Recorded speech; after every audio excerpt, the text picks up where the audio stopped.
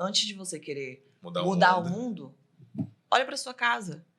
Olha para dentro, olha para você, porque é dentro que a gente encontra recursos para lidar com os desafios. É dentro que a gente encontra recursos para o dia difícil, você levantar a cabeça e seguir a jornada, por mais desafiador que seja. Então, às vezes a gente olha para o palco do outro, né? E quer, não, porque eu vi o extraordinário, aí eu olho para o Jeff, que está performando, um médico incrível, que está ganhando milhões, e aí você olha para sua realidade e dá até uma tristeza, né? Você fala, você olha, você quer viver um relacionamento incrível, muitas pessoas vê o meu alinhamento com o Yuri, e eu falo, não é por acaso, eu me preparei para viver um relacionamento extraordinário. Hoje a gente fala, nossa, a gente se complementa em tudo, se complementa no trabalho, se complementa no dia a dia, mas foi fruto do meu alinhamento comigo mesma, com identidade. É o que a gente vai bater. Fala. Anotado o que a gente buscava numa pessoa. E quando a gente se encontrou, as listas se complementam. Juro, é sério. Isso é real. Foi assim, ó, no primeiro mês, Jeff. No primeiro mês que a gente se conheceu, já fomos no encontro. Aí ele já falou da lista dele. Aí eu falei, tá, eu vou levar a minha. Você já prepara a sua, que eu quero ver, pra gente ver. Porque tempo, meu Vamos tempo logo, é né? precioso. Bora. Mente de coach de treinador. Cuida. É isso que a gente fala, a gente vive isso real. Uma vez aí a gente, vamos começar a namorar, a coisa começou a ficar séria. Eu falei, pega o teu quadro extraordinário, teu quadro dos sonhos, traz. Desenha o seu, vou desenhar o meu. A gente trouxe, pontos em comum. Aí a gente hoje tem um quadro fundido nosso, com pontos em comum do casal, da família, do futuro nosso conjunto e coisas que ela quer para a vida dela, para o físico, para a carreira, para o intelectual dela e coisas minhas também. Então, existe individualidade, mas existe o ponto comum que a gente cruzou. Alinhamento, velho. Você fez isso com a sua família, fez isso com a sua empresa. Isso é criar uma egrégora. Cara, olha como isso é importante. Eu fiz uma vez um curso de inteligência emocional junto com minha esposa. Vocês falando isso, eu estava lembrando. Primeiro, vocês dois conseguem performar juntos. Cara, isso é fantástico. Difícil. E eu vejo, porque sempre a gente tem a história de que para uma estrela brilhar, a outra tem que se apagar. Mas, balela. A gente fala muito dá. disso. Você tá entendendo? Dá. Mas desde que vocês um entendam o outro, porque os skills de vocês são diferentes. Quando eu vejo a Letícia falando, não tem nada a ver com você. Cara, então assim, tipo, tua vibe é uma, a minha é outra, cada um tá seguindo.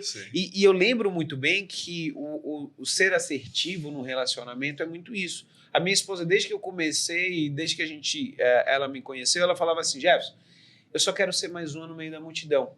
Então, assim, cara, a gente quer ter filho, quer tudo.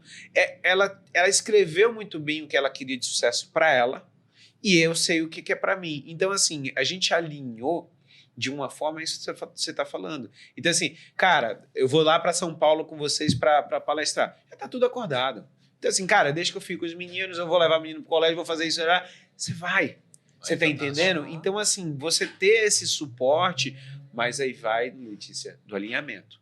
É saber assim, cara, o que você quer e eu sei o que ela quer. Então, o que ela quer, eu também, cara, sim senhor, não senhor, e sim senhora, não senhora, e vamos tocar, porque isso é importante. Você vê muito casal desalinhando e de repente até separação por causa disso? O tempo todo. Porque é comum entrar em competição hoje em dia. A mulher independente, empoderada, eu lido muito com isso, né? Eu falo, eu destruí muitos relacionamentos, eu falo, hoje eu sou o mais puro amor, o Yuri fala o tempo todo. Quando eu falo, eu sou o mais puro amor, esse anjo, calma, mas foi fruto de muito alinhamento e é um trabalho diário para manter isso, para me conectar cada vez mais com a minha essência. Mas, mediante a traumas, a crenças, a uma infância difícil, a ter aprendido que mulher tem que ser independente, mulher é dona do seu próprio dinheiro, é dona do seu próprio nariz. Então, eu era extremamente arrogante, eu era extremamente ignorante. É assim, é do meu jeito, é assim, se quiser bem, se não quiser, tchau, obrigado, porque vai 1, vem 18, já passa viu? Passa RH lá Isso, E hoje eu vejo muito isso, até, obviamente, nada é por acaso, muitas mulheres chegam até mim sobrecarregado, que ela carrega o trabalho, o casamento, os filhos, tudo nas costas, porque ela aprendeu lá na infância que ela tem que ser a foda, ela tem que ser a dona de tudo. E eu era assim, inclusive. Eu cultivava um padrão destrutivo de, quando eu estava bem, sozinha, se eu estava sozinha, eu estava bem, performando em todas as áreas. Quando eu entrava num relacionamento, eu detonava a minha vida. Detonava, ia pro fundo do poço, pro fundo do poço. Emocional, financeiro, tipo, em todas as áreas, para eu ter que terminar o relacionamento. Era 2 meses. Igual uma fênix. Eu tenho até uma fênix que eu tatuei na minha nuca. Igual uma fênix. Renascia. Trabalho performando, o corpo, o físico, tudo maravilhoso. Era fruto de uma crença, porque eu acreditava o quê? Que eu era melhor sozinha. Então, se eu sou melhor sozinha, eu falo, o nosso cérebro ele não distingue o que é real do que é imaginado. Para nossa mente, o conhecido é melhor do que o desconhecido. Por mais que o conhecido tá te fazendo mal. Você quer viver um relacionamento extraordinário, mas eu aprendi que sozinha eu sou melhor do que ter alguém do meu lado, do que permitir receber amor, dar amor de uma forma funcional, né? Hoje, muitos relacionamentos são disfuncional. Então, a pessoa entra nesse relacionamento e um começa a competir com o outro em vez de vamos somar no que você é bom, no que eu sou boa, vamos contribuir um com a vida do outro. E isso é tudo fruto de desalinhamento. E até para desmistificar a Disney, né, que muitas vezes a gente vê, e no mundo de palestra e mental desenvolvimento, Jeff, mesmo quando a gente começou, a gente passa por isso também. Teve vez de, por exemplo, eu fazer alguma coisa agradável para ela, e ela, mulherzona foda, independente, poderosa, assim, oferecer algum grau de resistência, de não saber receber. E assim, calma.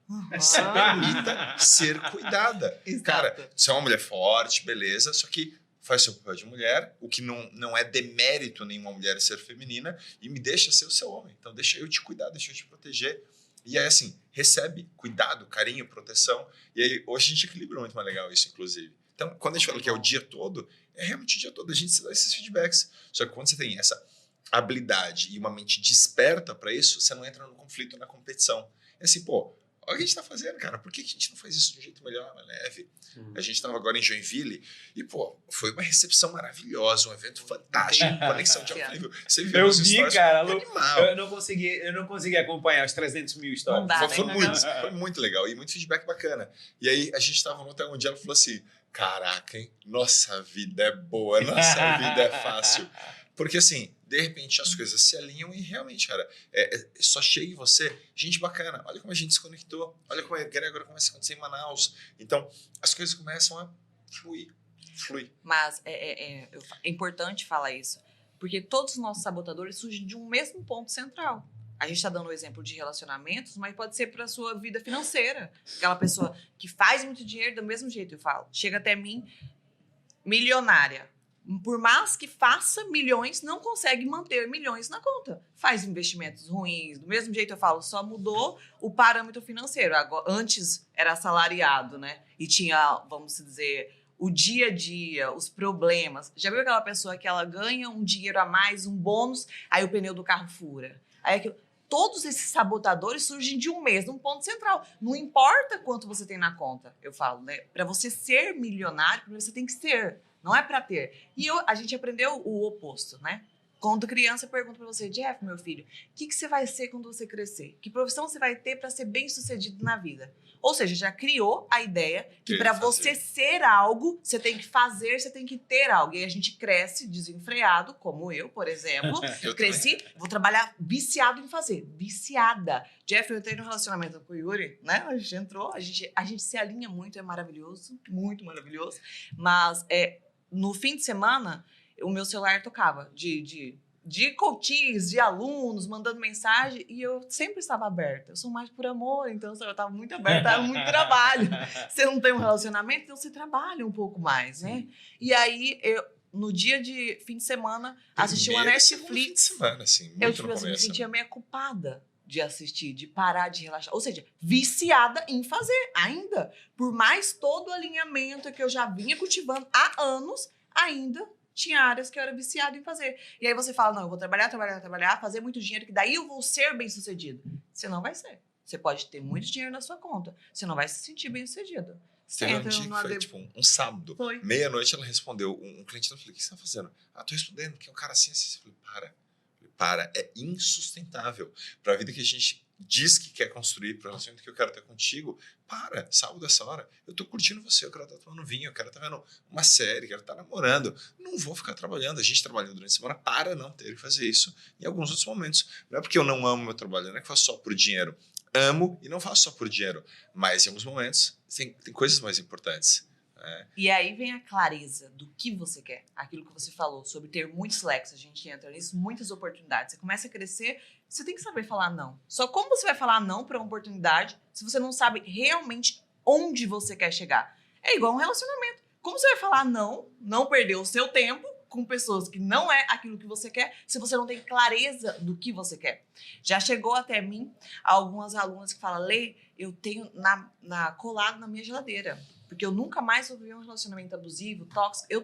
Eu anotei tudo que eu não quero num homem. Eu falei, pelo amor de Deus, vai lá e apaga, joga fora, porque eu não quero saber o que você não quer. Eu quero saber o que você quer. O que você quer? A minha mãe, por exemplo. Olha o padrão que a gente vai cultivando sem nem perceber. Minha mãe não bebe, não fuma, não gosta, detesta.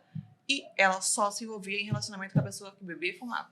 Porque você tá focando, tudo que você foca expande realmente. Sim. Então, se eu foco no que eu não quero, eu só vou ter o que eu não quero. Consegue compreender? E eu fico pensando sempre que assim, a vida é feita realmente de escolhas. Outro dia eu falei pra minha esposa. Falei, ó, Cauã Raymond tá solteiro. Você me escolheu. Então, olha que escolha boa que você fez. Então, essa é a vida. E quando você tem essa escolha, você tem que focar exatamente no que vocês estão falando. A essência da egrégora dentro familiar, ela vai expandir e isso é que vai fazer ter mais tranquilidade para você ir para frente. Sim.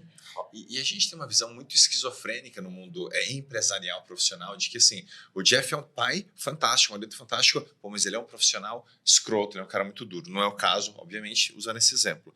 Cara, isso não existe. Você é uma coisa, você tem uma identidade. Então, se você é pessoas diferentes em casa ou no trabalho, você está sofrendo de alguma esquizofrenia corporativa ou esquizofrenia familiar. Você é falso ou você é um demagogo, você está fazendo tipo com alguém. Cara, não existe isso. Quando você brinca assim e fala, pô, o Yuri é assim no palco dando uma palestra, ou ele é no podcast, ou ele é lá no bastidor, no camarim dos palestrantes, assim, porque eu sou isso, velho.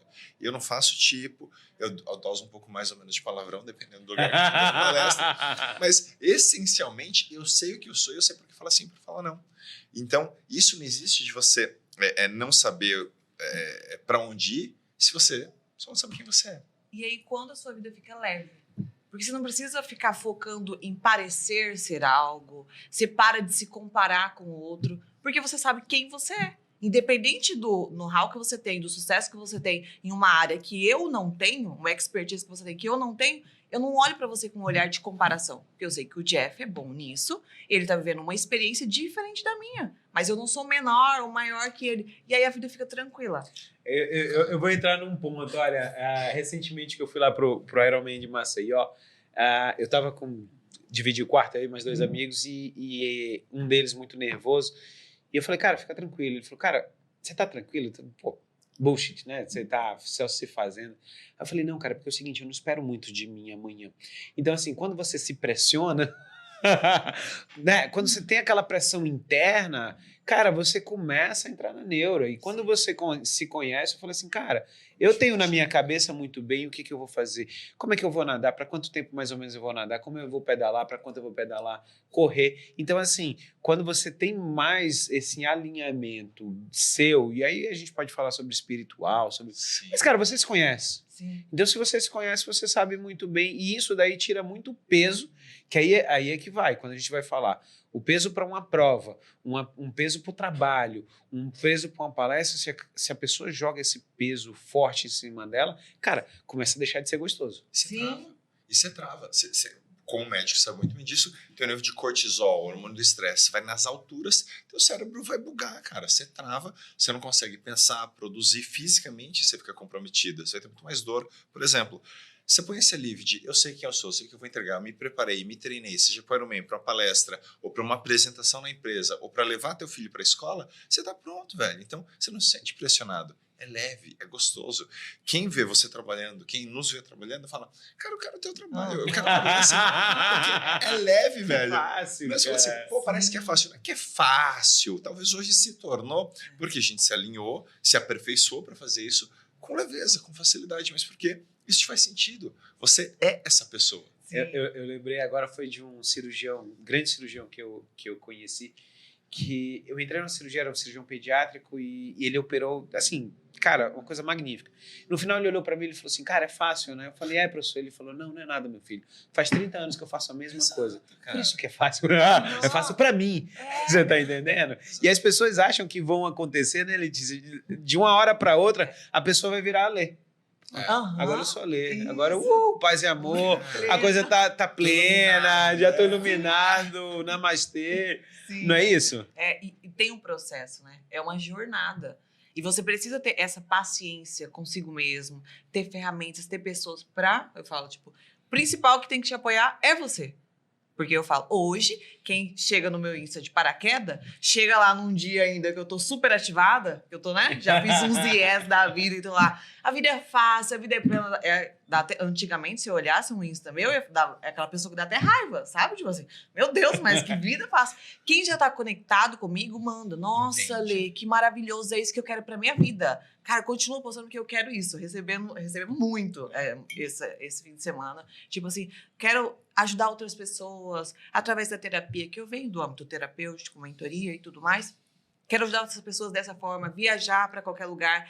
E hoje, eu falo, a minha vida se torna cada dia mais fácil. Só que mesmo quando era difícil, eu já tinha eliminado o difícil do meu vocabulário. É aquele momento que você entra num relacionamento ruim e você fala, meu Deus, mas que merda, né? Tipo assim, você dá o melhor pra pessoa e você fala, recebe nada, né? Vamos falar outras coisas, recebe nada.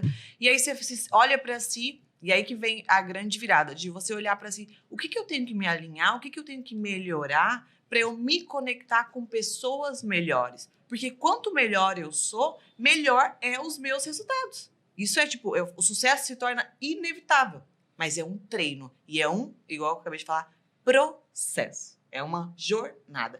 Mudanças acontecem de forma muito rápida. Por exemplo, quando olha para o meu relacionamento do Yuri, acho que a gente tem 20 anos de casado. Quando a gente fez a nossa primeira palestra junto, o pessoal olhou e falou, nossa, quanto vocês treinaram? E não teve assim. Ele definiu a pauta dele, eu defini a minha. A gente foi e fez o que a gente faz todos os dias, sabe? O time, tudo, a conexão, é nítido. Mas houve uma preparação, Letícia, individual, para conseguir tirar o melhor do meu relacionamento. Assim como o Yuri. Ô, Yuri, mas você no fator, quando a gente fala, tá falando de conexão muito de casal. Sim. E além da preparação, existe aquele momento também que você tem que se despir. Porque é o seguinte, cara, provavelmente a Lei te conheceu e viu um cara e você viu ela outro. Mas, cara, depois que o despir, não entenda quem estiver assistindo, né? Despir de tirar a roupa. Literal. Mas você entender quem é o outro. E aí você vai ver a coisa bonita, a gente vai ver a coisa feia, vai ver o que é legal e vai ver o que não é legal, o que é pesado na outra. E como é que você conseguiu trabalhar muito essa situação, como a gente pode aprender a aceitar e a não lutar contra tudo aquilo que está acontecendo com a gente? Uau! Sua pergunta? Em primeiro lugar, né, a gente precisa compreender o que é meu e o que é do outro. Então, isso é muito lacaniano e até filosófico, né? Porque quando você compreende quem você é, o que você quer, qual é o seu propósito, quando você compreende o que está dentro do seu eu, você simplesmente não vai se sentir pressionado pelo que está fora, que não está dentro do que lhe pertence. Então, se eu sou uma pessoa que, como falou a questão da espiritualidade, né? Uma pessoa que eu me identifiquei como cristã, são os meus princípios, são meus valores. O que não tiver conectado com aquilo é algo que não me pertence, não vou me sentir pressionada por algo que não me diz respeito. Então, isso faz muito parte do autoconhecimento. Quando você se conhece, quando você sabe quem você é, quando você já tem uma definição de si, você não vai se levar pelas pressões do que está do lado de fora. Ju, como é que a gente pode fazer para o nosso dia a dia para a gente viver muito mais o presente? Sem você estar nessa ansiedade, nessa preocupação com o futuro. O que o estoicismo traz para a gente nessa área? Eu acho muito interessante, inclusive, quando a gente fala nesse sentido, que Epíteto era um brilhante expoente do estoicismo, e foi um escravo, na verdade, um escravo de um dos secretários de Nero, e posteriormente a isso ele sai influenciando, inclusive depois, posteriormente, Marco Aurélio, que é o imperador, ou seja, que é muito influenciado por um escravo romano. Então a gente percebe que exatamente nisso ele vai dizer que existem coisas que dependem de nós, existem coisas que não dependem de nós.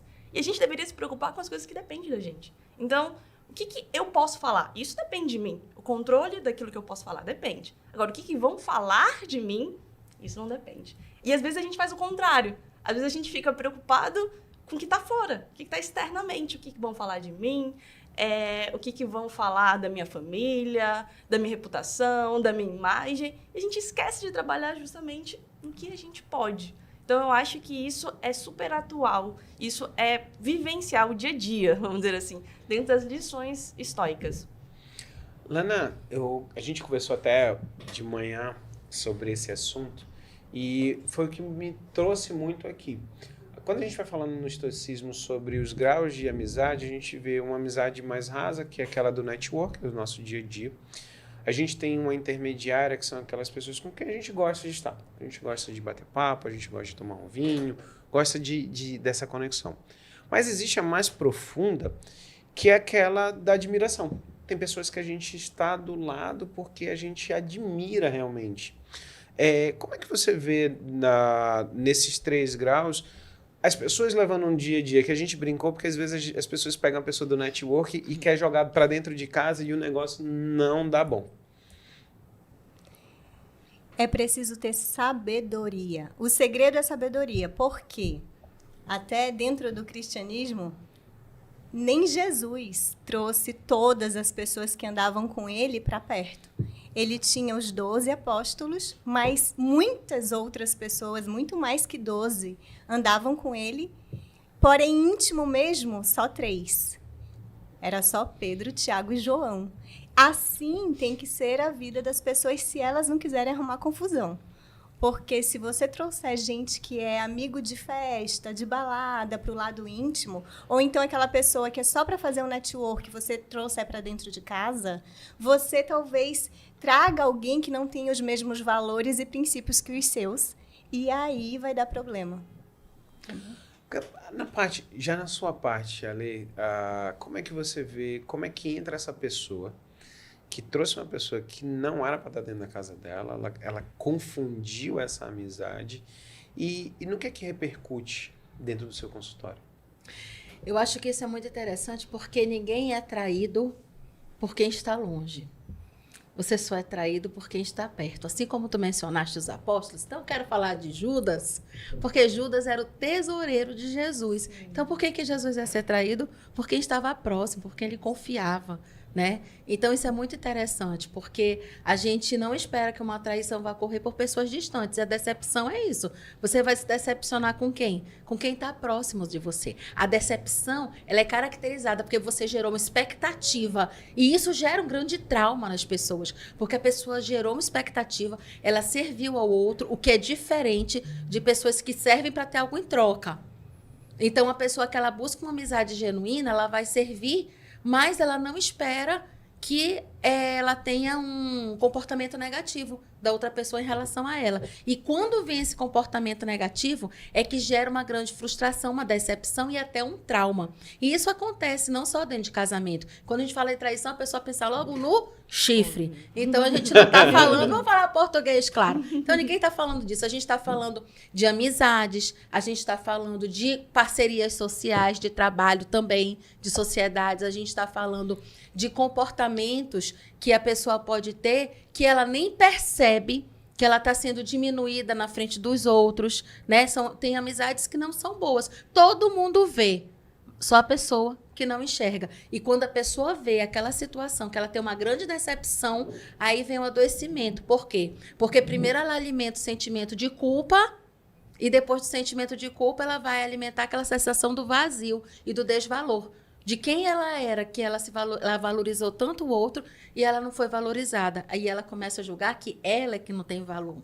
Aí vem o desequilíbrio emocional. Jeff, sabia que ela usou uma palavra muito importante, expectativa? Expectativa. Porque os problemas, os grandes problemas que nós temos com as pessoas é por causa da expectativa que nós temos em cima daquela pessoa.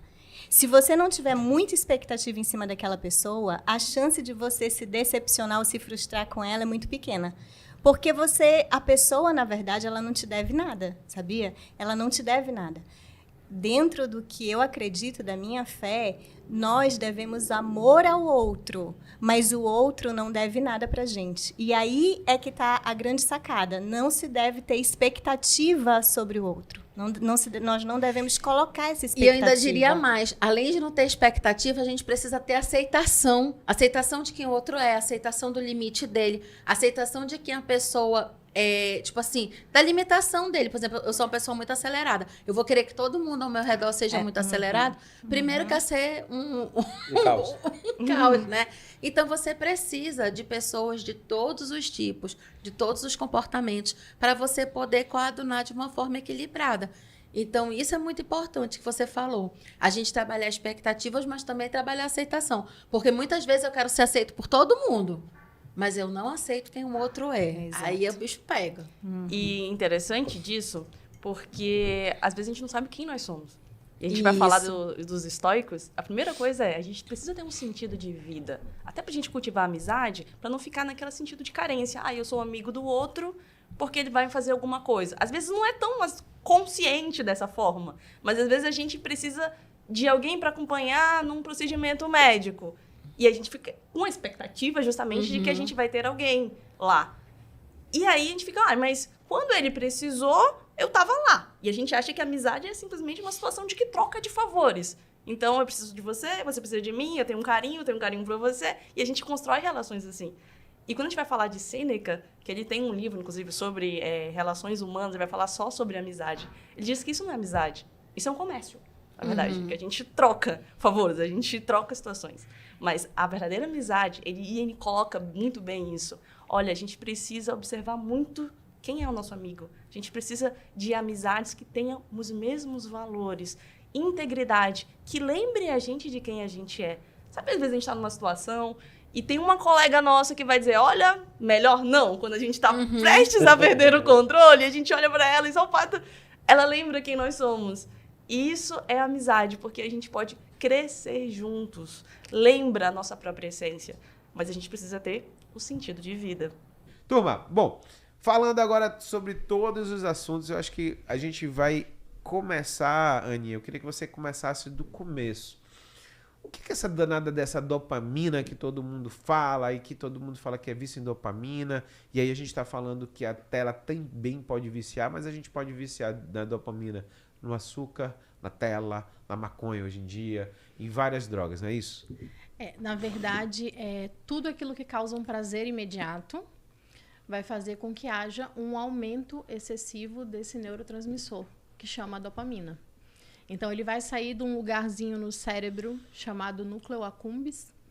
Desculpa, ele vai sair do tronco cerebral e vai atuar no núcleo accumbens, que é um dos locais onde esse sistema de recompensa vai estar, né, aí funcionando. E o que acontece? Por que acontece o vício? E o vício pode ser em qualquer coisa, né? Pode ser desde as telas, pode ser em substâncias psicoativas, né? Pode ser em pornografia, pode ser em qualquer coisa que cause um prazer imediato.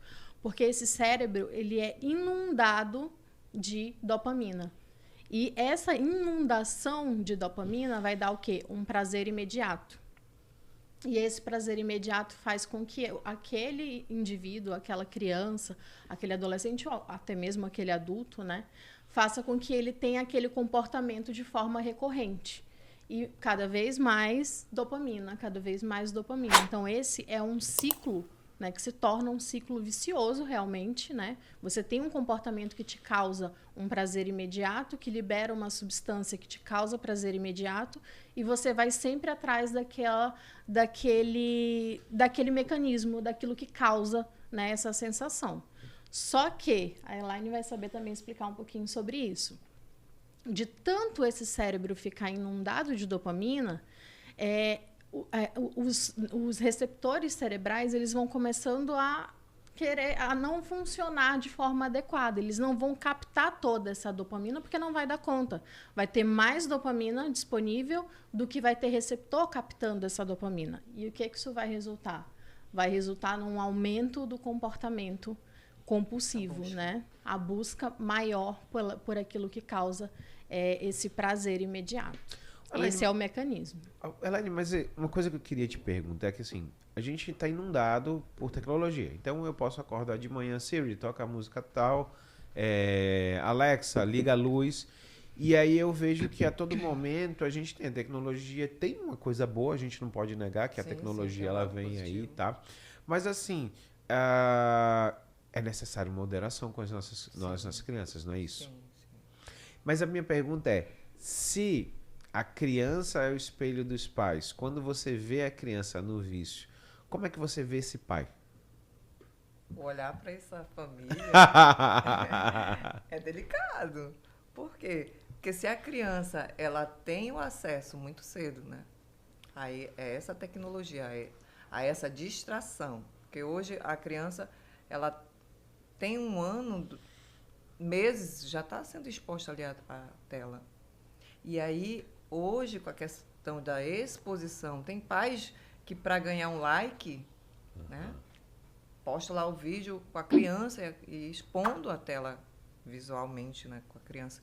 E isso já gera aí no cérebro da criança algumas, vou dizer assim, alguns prejuízos. E esse pai, talvez por falta de conhecimento, eu acredito, não sabe o dano que está trazendo para essa criança na questão cognitiva e comportamental também. Trazendo para a tua pergunta, se o adulto é um condicionante, a gente vê muito nessa dinâmica para a criança estar distraída e não estar chorando, dá o celular, toma o joguinho. Então, isso daí é um condicionante que o próprio adulto está permitindo. Então, esse espelhamento, ele vai ser danoso para essa relação familiar. O que a gente vê hoje em dia é que, como a criança teve acesso, porque toma o celular, ó, tá aqui, fica aqui. Isso para reter o choro ou um comportamento agitado num ambiente, mais tarde isso daí pode não ser mais conveniente e quando for querer tirar, pelo que a doutora já explicou, o cérebro ele vai, opa, mas eu sempre tive isso, eu sempre tive esse prazer. E essa freada aí, ela traz as consequências negativas. Aninha, quando a gente fala sobre comodidade, eu lembro de uma história, eu tinha um amigo que ele morava em prédio, em apartamento, e os filhos dele, ele se gabava muito de dizer que os filhos dele jogavam videogame com ele, aquela coisa toda, que o que estava escondido era, para ele, como o condomínio dele não tinha criança, para o filho dele brincar, ele teria que descer com os filhos dele. E aí teve um momento que ele mudou para morar numa casa e que agora os filhos tinham trocado o hábito de estar no videogame para estar fazendo exercício físico. Tá brincando, correndo na rua, andando de bicicleta. Você não acha também que esse vício que a gente está da tela das crianças é uma comodidade dos pais de simplesmente dizer assim, cara, não vou ter trabalho, mano, tá aqui, filho, pega aí, pega isso aqui e te vira. É isso que você vê no consultório também? Na verdade, é assim, muitos pais, eles agem como facilitadores, né? Então, como a Elaine falou, olha, tá aqui o celular, tá aqui o computador, o jogo. É uma forma de dizer, olha, fica quieto. Toma aí, fica quieto. Toma aí, fica quieto enquanto eu faço outra coisa. Então, na verdade, eu vejo isso como uma forma de abandono. É o que a gente chama de abandono digital, entendeu? Então, o pai, a mãe, aquele cuidador, enfim, né, ele acaba se eximindo da responsabilidade de estar educando aquela criança, de estar educando aquele adolescente, de estar ocupando de forma saudável o tempo daquela criança ou daquele adolescente e simplesmente disponibiliza de forma muito precoce, diga-se de passagem, né, os eletrônicos. Aí a gente vai, né, desde o celular, os tablets, o restaurante é o que mais se vê. Né? A criancinha aprendeu a segurar alguma coisa, já tem aquele tablet com os dois negocinhos assim de segurar, aí ele tá ali segurando aquele negócio, aquele tablet com os olhinhos ali grudados, enquanto o pai tá no celular, a mãe tá no celular, o irmão que é mais velho também tá no celular. Então é o quê? Que interação que essa família tem? Nenhuma, né? Então, alguns pais acabam funcionando como facilitadores dessa questão desse vício em dopamina, dessa dependência de eletrônicos. E no final das contas, sabe onde é que isso vai parar? Lá no meu consultório. Entendeu? Então, assim, a gente acaba entendendo e vendo e percebendo o quanto esse comportamento tem sido patológico.